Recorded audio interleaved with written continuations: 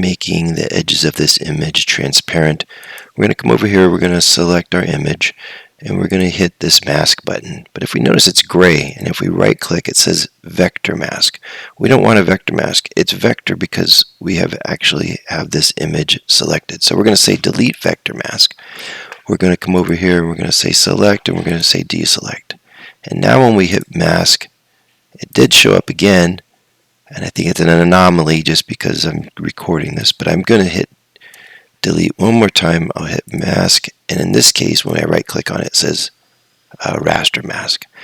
Now if we come over here and we take our paintbrush and we start painting with black, we will notice that it looks transparent.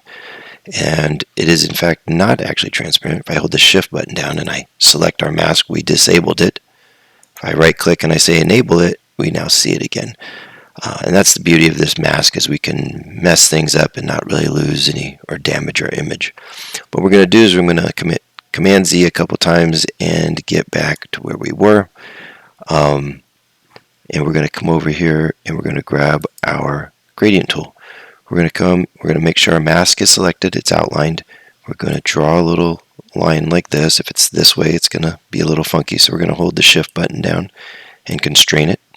That didn't quite work, so we're going to go ahead and do it the other direction. And now you can see we have a transparent edge right here. If we want to get both sides and we actually come over here to try to do it, we will erase our work over here.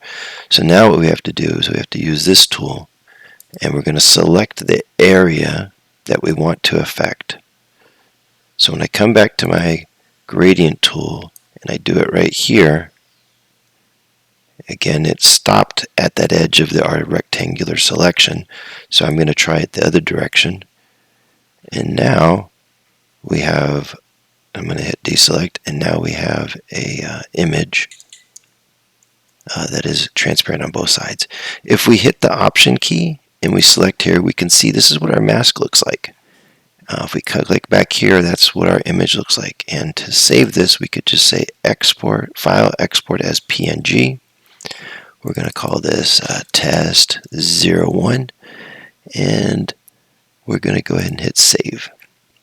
And what we'll do is we'll go ahead and we'll look at this guy. Where is it? Right here.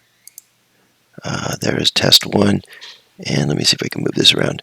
You can see here's the edge of the image, and it is in fact transparent, which is pretty good.